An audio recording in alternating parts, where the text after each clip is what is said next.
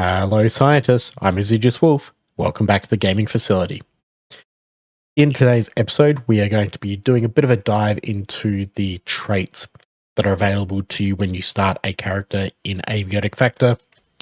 This is a little bit of a break from my usual Let's Play videos that I normally release, but don't worry, there will be more of those Let's Plays on the way. But I thought it was important to have a look at the traits and sort of address the pros and cons of them, and just put a little bit of information out there in regards to the traits. Now, I do want to say this is with a very big caveat, as is a lot of these lists. This is just based on my own personal opinion, my own personal experience, and how I like to play the game. If you have a different play style, or you have a higher priority for certain things on the list, then that's obviously going to change how you play and what you decide to go with. So we're going to start with the positive traits. Now, these are going to be based on a combination of things, including what they give you, as well as the trade-off of the cost. So you might have a really good trait, but if it costs a lot, then it's actually going to be a little bit further down the list than you may expect it to be, because it costs more for you to get it. With that said, we're going to start with the decathlon competitor. So the way this works is you gain all fitness-related skills at a faster rate. So this gives you plus 30% to sprinting, strength, and throwing XP. And you also start with 3 levels in skill, in the skill for sprinting.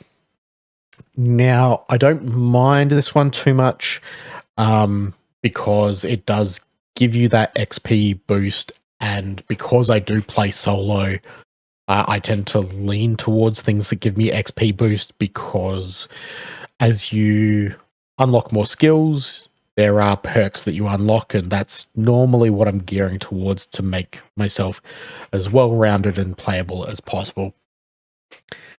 Now, with Decathlon Competitor, the other thing is that it is 5 trait points. Costs you 5 points to buy it. So for me, it's not a huge perk out the gate. It's not a huge trait to go for. Mainly because I don't use throwing a lot in the game. There are ways to navigate around your sort of strength limitations with carts, and being able to do a lot of transporting with carts within the game. And sprinting has never really bothered me too much, so I'm going to pop the decathlon competitor at a B tier for that. It might be good if you're in more of a group and everybody's sort of specializing a little bit, or you are focusing on like throwing weapons as your main form of weapon. I tend not to go with throwing weapons. I tend more to go with crossbows and firearms and that kind of stuff. So accuracy is more my stick, but yeah, that's just sort of how I think about that, really. So next we have Wrinkly Brain. Now, Wrinkly Brain is a 4-cost trait that gives you plus 20% XP more than normal. Now, being a solo player as I am, this is an absolute beefy buff. So being able to get through each of the skill levels 20% quicker is massively important, because it means that I'm able to become more self-reliant, more versatile, and level up my skills a lot quicker than if I didn't have that. And when you are playing by yourself, you are self-reliant in everything that you do. You don't have somebody else who's able to make food for you, or grow crops, or perform first aid, or any of those kinds of things. And so given that this provides a bonus 20% to your XP, and it only costs 4 points, this is going straight into S tier for me.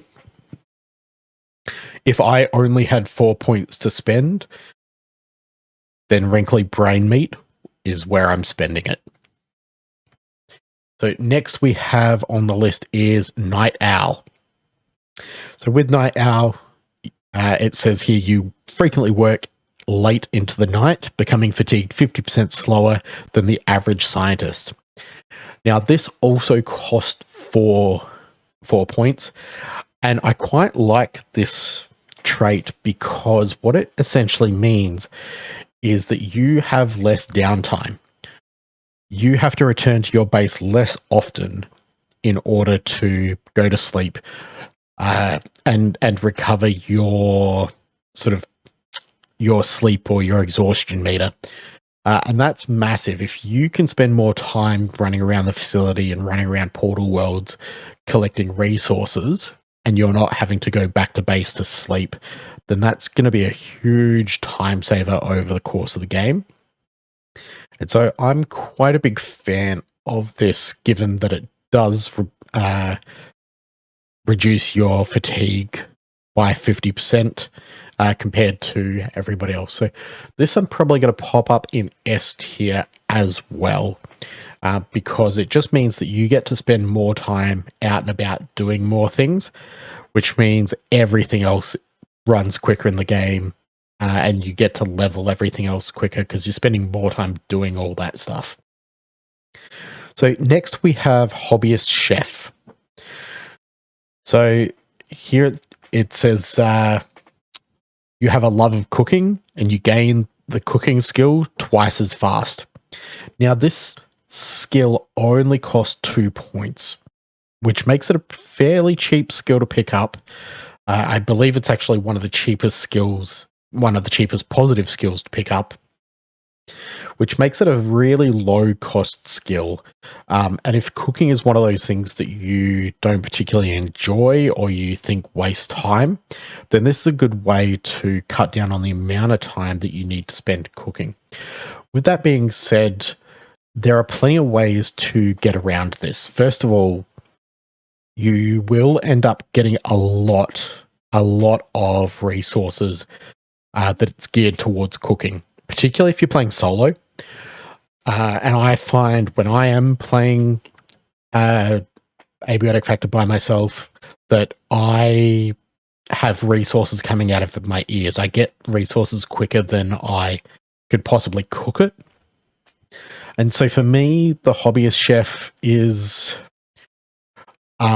it's a little bit of it becomes useless to me because if I really want to cook more stuff, then I can just set up some additional stovetops and set soup going, and I don't have to babysit the soup. I can just walk away and do my thing and come back when the soup is done. So for me, this is probably down around a C tier. However, if you are playing in a multiplayer group and you are the team's cook and healer and farmer and those kinds of things, then this can be a nice little skill or a nice little trait to pick up as you can power through the cooking early on in the game. You can get to the soups really quickly, and you can start to provide some of those buffs and perks for the party as you play throughout the game, and you can unlock a lot of those. But as a solo player, I'm going to stick it down around C just because it's one of those things. It's like, it's nice if you can pick it up, but I don't really need it. So next we have Inconspicuous. Now, for me as a solo player, this is probably the first trait that I've come across that doesn't really mean a huge amount to me. I'm not a sneaky sort of player. That's not my play style when it comes to Abiotic Factor. And on top of that, so this slows the amount of time that it takes for enemies to notice you. So it takes enemies twice as long to notice you. And it also gives you +2 to the sneaking skill.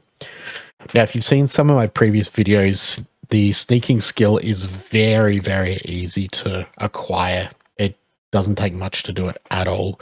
And the cost of this is 4 points. So for me, it's a little bit too expensive for what it does, and I'm not really a sneaky player when it comes to abiotic factor. So for me, I've got to put this in D tier just because there's no real purpose for me with it in the game. It just doesn't really tie into how I play. So next we have Weathered. So with Weathered, when you're not deep underground, you like to be out and about in the wild is the description. And so you're less affected by temperature changes. Basically what this does is you have increased heat resistance and increased cold resistance by 1 bar.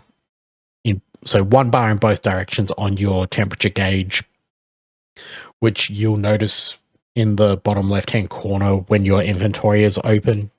There's a little thermostat down there. So this sort of allows you to push further into those ranges without having to worry about any specialist gear. Now, I don't mind this trait. It's got a 3-point cost, so it's not too expensive.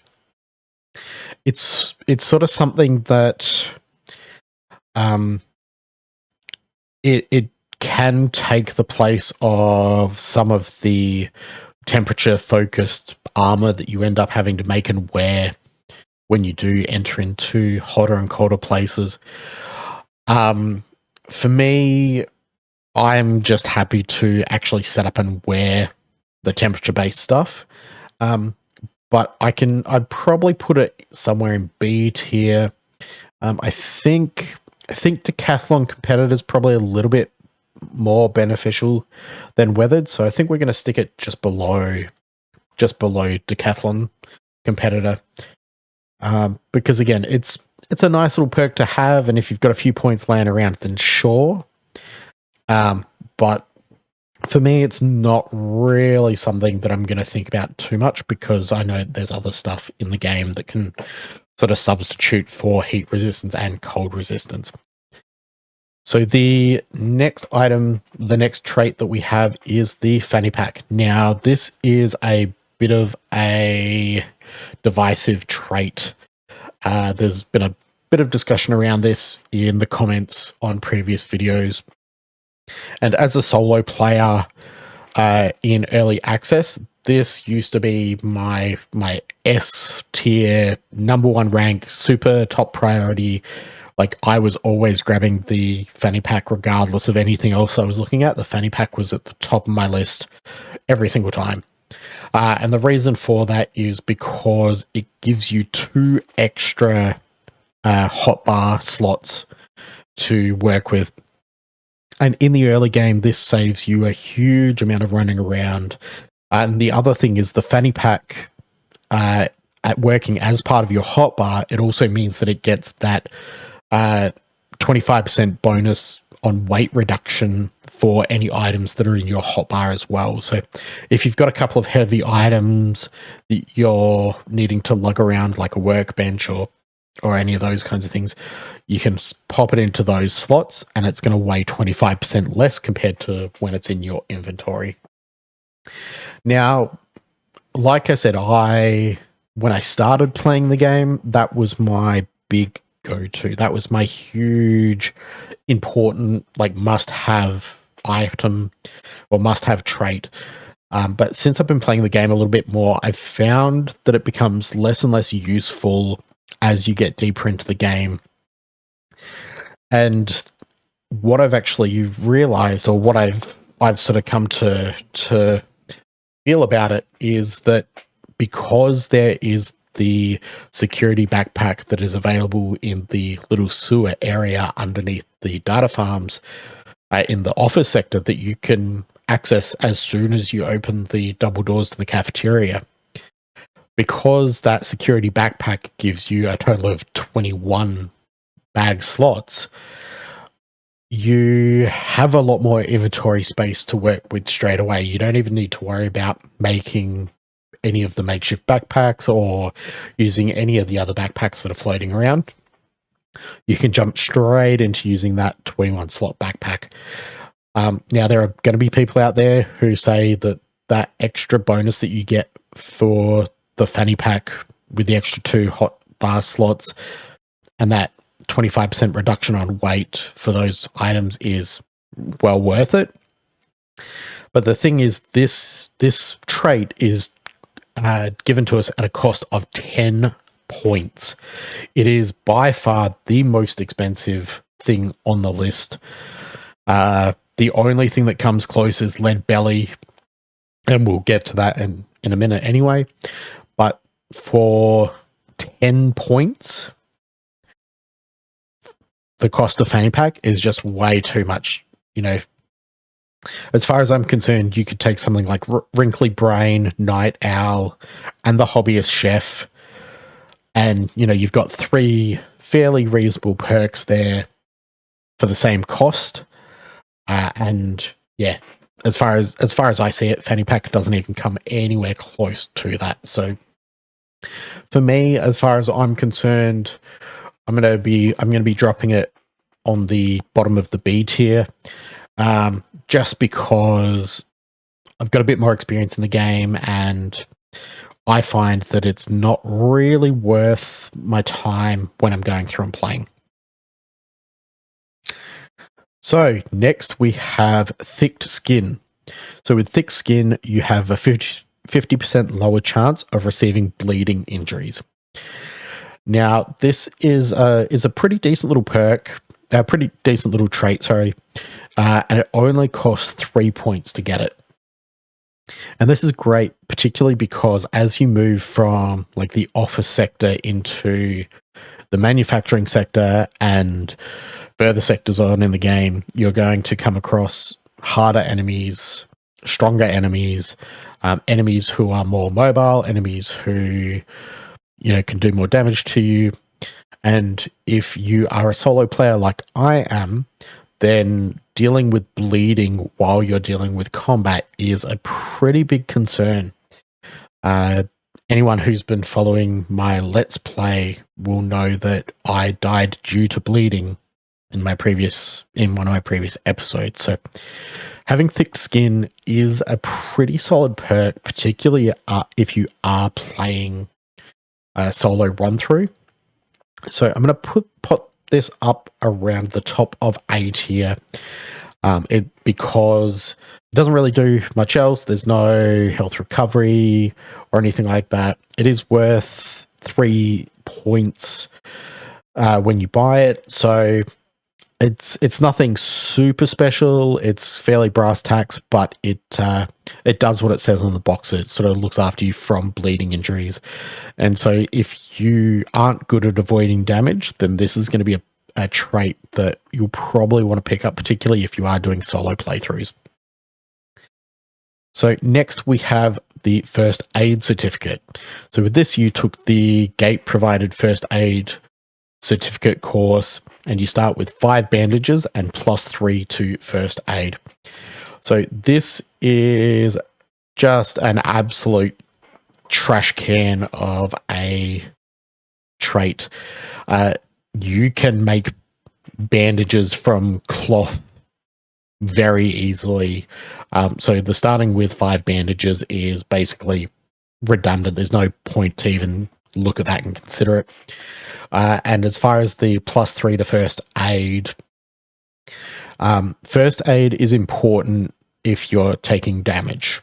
If you're not taking damage, then you're not going to be using a lot of First Aid. And First Aid will level as you level up. Look, to be honest, this is possibly an absolute waste of time to even look at First Aid Certificate, because it really lends no value.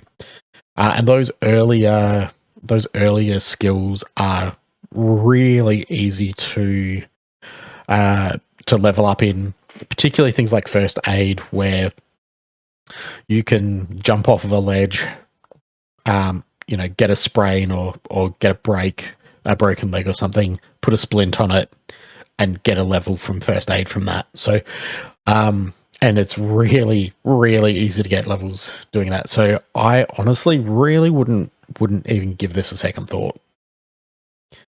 So next we have Gardener. So with Gardener, you gain agricultural related experience twice as fast and receive recipes based on basic gardening plots right from the outset. So this can be useful, particularly if you are taking that sort of gardening and chef approach as part of a melee group. The sort of agriculture is one of those things that the more plots you have, the quicker it's going to level up anyway.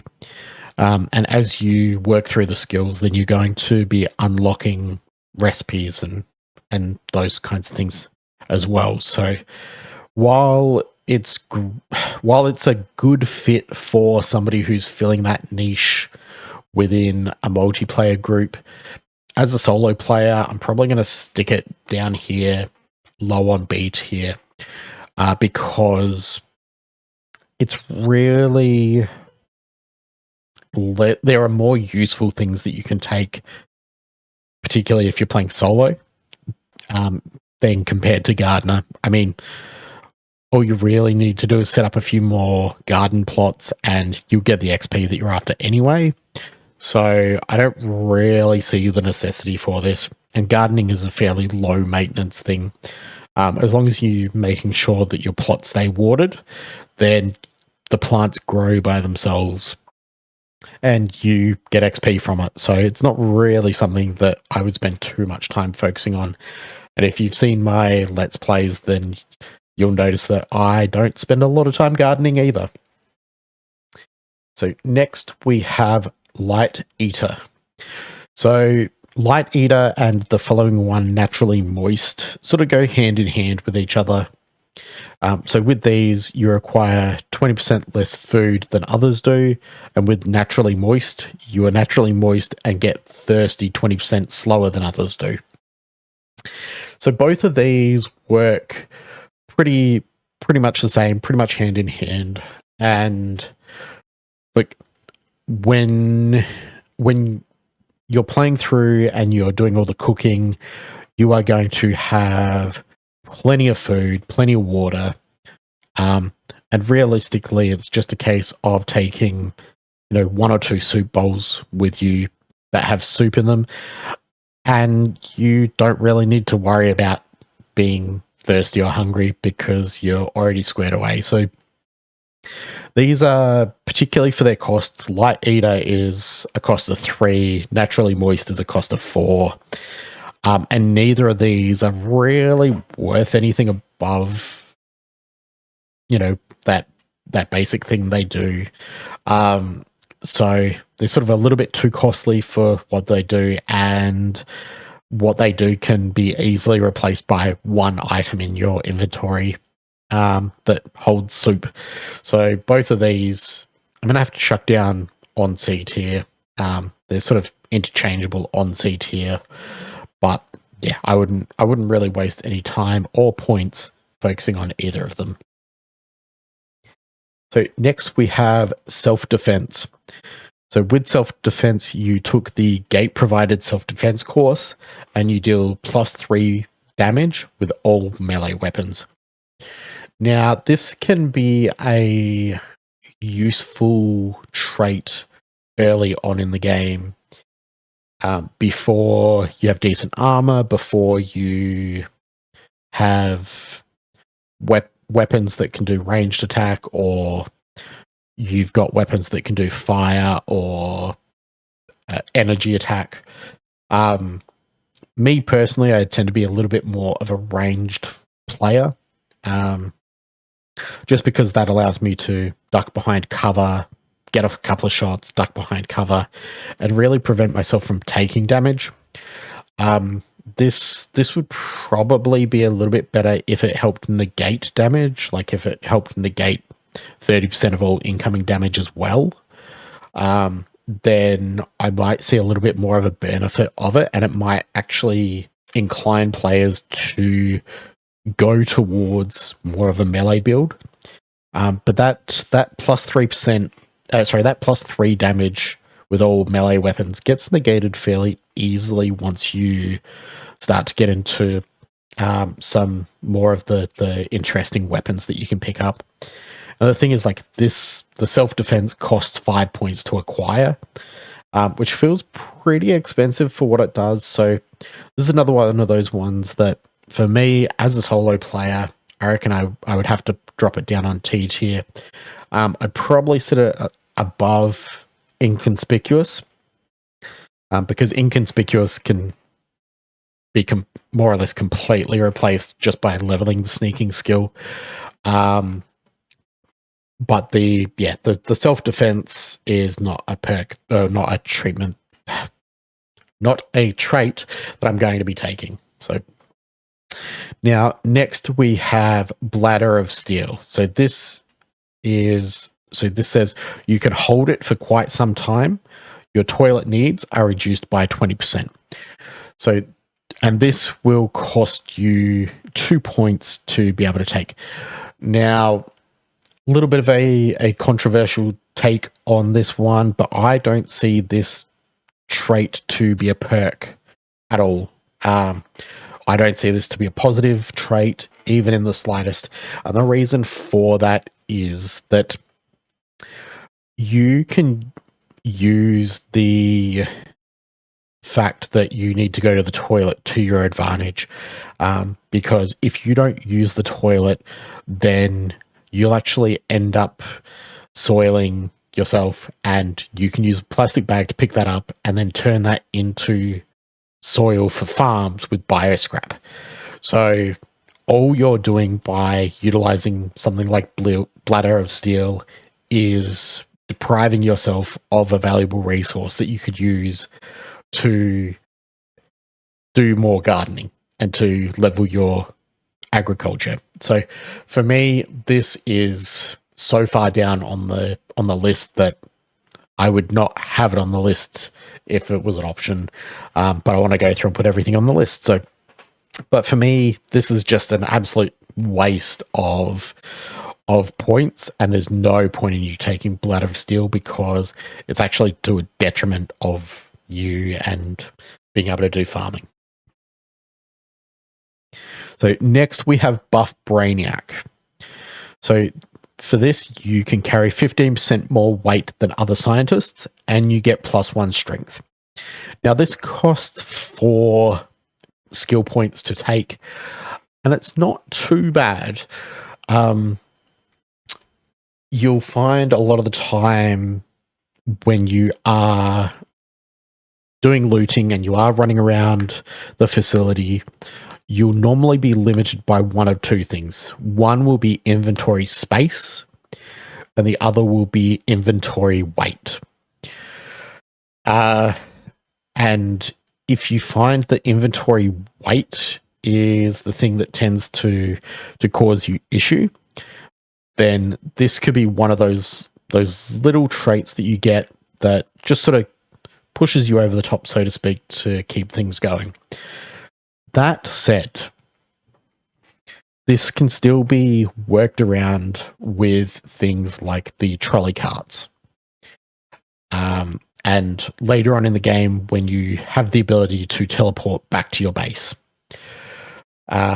When you end up with those abilities, then how much weight you can carry becomes a very, very minor consideration, because as soon as you do hit your weight limit, it's very easy to teleport back to base, dump everything, and then go back to what you were doing. So, you know, it's, for me, again, it's an okay trait.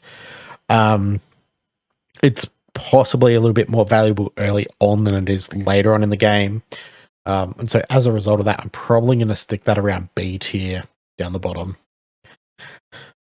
So, and the final positive trait that we're looking at is Lead Belly.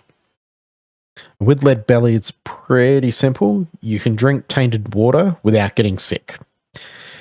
Now, this is way too costly for what it is. This is an 8 cost trait, and all it does is it stops you from getting sick when you drink tainted water. Tainted water ends up being so easy to refine, and as you get later on into the game, it is super easy to refine. But on top of that, if you're carrying soup around with you, which you should be, to stay on top of your food and drink, then there's no reason that you're ever going to need to drink tainted water. So this I'm probably going to drop down on the bottom as well, just around where we've got this the first aid certificate as well, just because they don't really, none of those really provide any major benefit as far as I'm concerned. So that's where we are. So this is how we're looking with the positive traits at the moment. So we've got Brainiac and Night Owl being the two biggest ones on the list, and they're both worth 4 points each. And the main thing behind those is that they improve the quality of life of the game. They let you unlock more skills, which lets you unlock more perks sooner. And Night Owl lets you become fatigued at a 50% lower rate. And so both of those things improve quality of life and make sure that you're getting the most out of your time when you're playing the game, as opposed to worrying about, making sure you've got enough rest or having to go and farm an activity for longer to get that extra point to get a perk that you're after in your skill tree.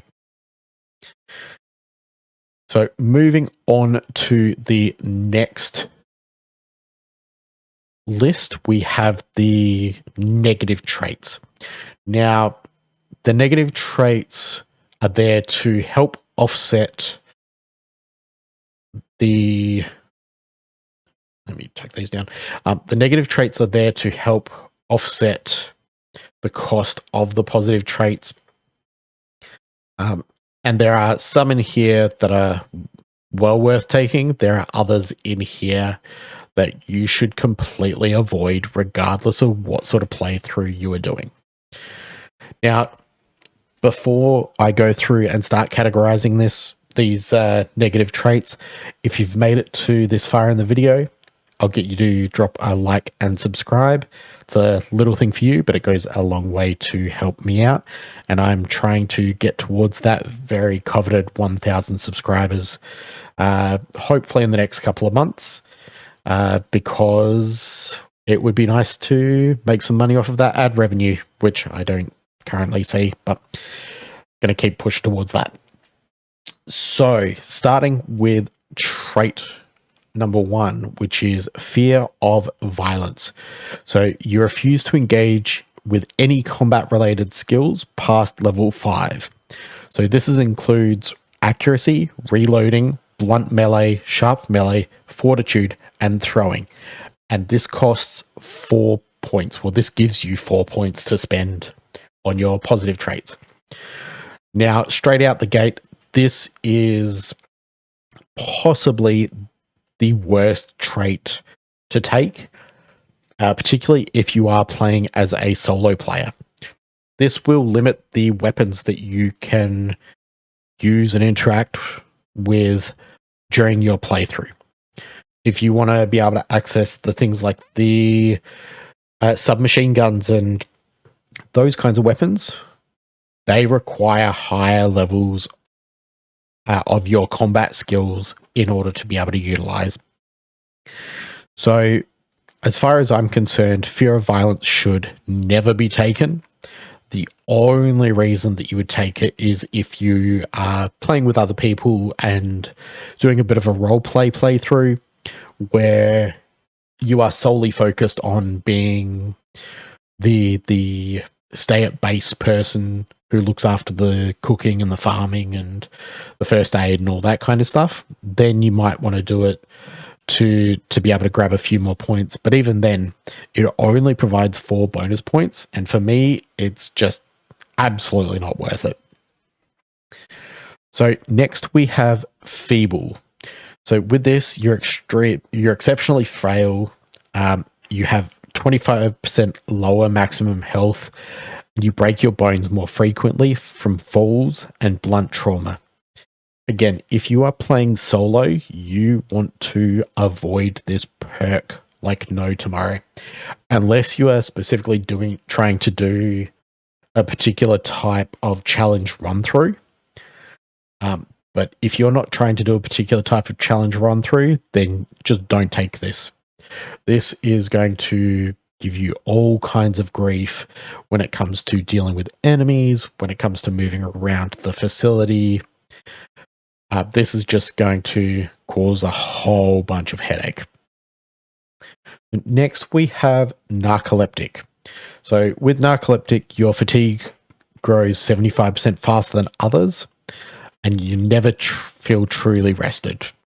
This affliction is a constant part of your life. So you get 6 points to spend when you take narcoleptic.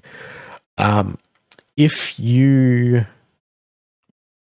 return to your base on a regular basis and you make sure that you have a bed at each of your bases or your outposts that's ready to go, then this can be worked around.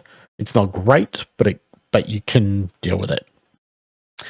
So for that, I'd put it in the C tier because it does give 6 points that you can put towards those positive traits, but it does severely hamper your ability to function within the game.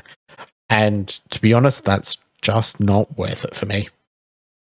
So next we have asthmatic, where you lose your stamina 40% faster than others. Again, this is one of those traits that impacts your ability to function with everything that you do.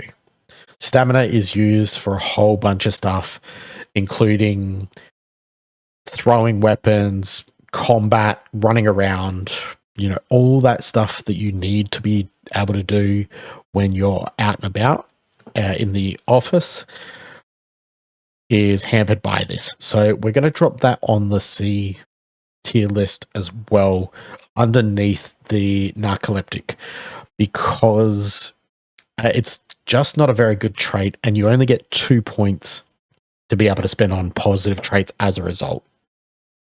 So now next we have painfully obvious. So you stand out and basically you attract the attention of enemies 45% faster. Now for me, this is actually not a huge deal. I don't play a huge amount of stealthy style gameplay in Abiotic Factor. Now this does only give a bonus 3 points to your positive traits. So I'm going to stick this up. It's probably going to end up low A tier. Just because I don't really because of my style of gameplay, I don't really see enemies spotting me as a huge concern. I'm not trying to sneak past enemies or any of those kinds of things. So for me, it's not going to be a huge headache. So next we have both hardy appetite and dry skin. Now these are the food and drink traits on the negative side of things. Now, the negative part of hardy appetite is that you get hungry 60% faster than others. Whereas your dry skin, you only get thirsty 20% faster than others. So this can be sort of navigated by making sure that you have plenty of soup. And when you do go back to your base, it might be a case that anytime that you drop stuff off, you top up on your food. There is plenty of food available in the game. There's plenty of recipes. There's plenty of soup that you can make.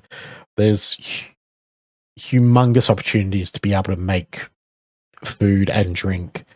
And there are perks and buffs that sort of slow the reduction of your hunger and thirst anyway, which can help counteract some of these. So, look, to be honest, for 3 points added for both of them, so we get 6 points total for hardy appetite and dry skin to add to our positive trait purchases. I'm going to pop those up in A tier above the painfully obvious, because there are things that we can do to actively sort of offset those issues. And, to me, that's a pretty powerful thing in being able to make sure that as long as you're prepared, the hardy appetite and the dry skin really aren't going to cause you any issue. So next we have Slow Healer. Now, Slow Healer is a little bit of a tricky one if you are a solo player, particularly early on in the game when you're still going through the process of getting your hands on a lot of resources. It is possible to get the syringes to heal yourself, and I'm not sure how that sort of interacts with and plays with Slow Healer.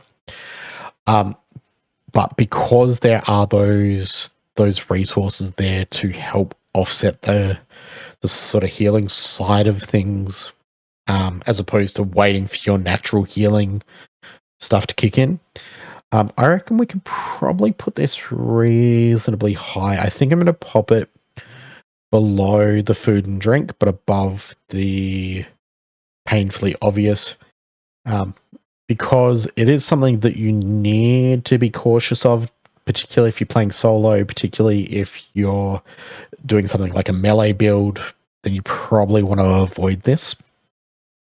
But if you're playing a ranged build, you could probably fit this in with your solo type build, as long as you make sure you have all of the equipment, as far as like your bandages and your syringes to be able to heal yourself. So, given that it also gives 3 points to be able to spend towards your positive traits, yeah, I reckon it's not too bad.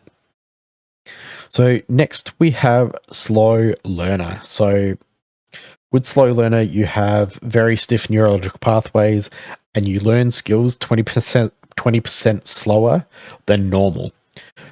And you also can't learn recipes via sharing or by picking up things that other players have crafted. So this is more of a limiting factor if you're playing in multiplayer, particularly with that slower skill development. If you're playing solo, it is going to slow you down as well. If you're the sort of player that you don't mind spending extra time putting XP into skills in order to be able to develop them, and instead you like to do things like take the fanny pack and worry about things like having a 50% lower chance of bleeding, then this is one of those perks. This is one of those traits that you can pick up to help give you the points to get those other positive perks or other positive traits. For me, it's personally something that I'm going to avoid because I do like to power through that skill tree as soon as possible. So for me, I'm probably going to drop it down on the bottom of C, just because I don't think that for the 2 points that gives you, that it really gives enough to offset the extra time that you are going to spend developing your skills. So next we have hemophilia. So you're twice as likely to bleed from a wound and potentially quite severely. So this may mean that when you take wounds, not only will you start bleeding, but you might have to spend multiple bandages on patching up those wounds. And that could be a real problem if you then run out of said bandages. And this can end up resulting in you dying, which I had happen. So I would typically avoid taking hemophilia, because for the 3 points that it gives you, it puts you at too much of a risk when you are going through and playing, particularly if you're playing solo. So I'm going to drop that on the bottom I'm going to drop that at the top of the D list, just because I don't think it's worth putting yourself in that compromised position for +3 points. Sort of having a little bit of a look at the list, I reckon we might drop Painfully Obvious down to B tier. The reason is that, there are going to be those circumstances where you're trying to get from point A to point B, and you don't really want to deal with enemies. So that could be a situation where it comes up to your detriment. So we're going to drop it down into B tier list now that I'm thinking about it. Okay, so the final negative trait on the list, which is weak bladder. So with weak bladder, you can't hold it very long, and your toilet needs are increased by 15%, and you have to sit on the toilet for a longer duration than others. So this is going straight into S tier. It is the only S tier negative trait that there is, as far as I'm concerned. And the reason for this is we want to be going to the toilet 15% more often. That'll give us more resources to be able to make soil. And so as a result of that, the more often that meter fills up and we go to the toilet without going to the bathroom, we can then pick that up and turn that into soil for a farm, which is useful in a bunch of different ways and gives us more resources to then do cooking, for example. So I really don't think that weak bladder is a negative trait. And the fact that you have to sit down on the toilet for a longer duration than others is negated by the fact that you're not sitting down on the toilet. So as far as I'm concerned, the +1 cost that it gives you is not a huge amount, but it is beneficial. And there are some times where you will be 1 point short of what you need. And this is a nice little way to get it.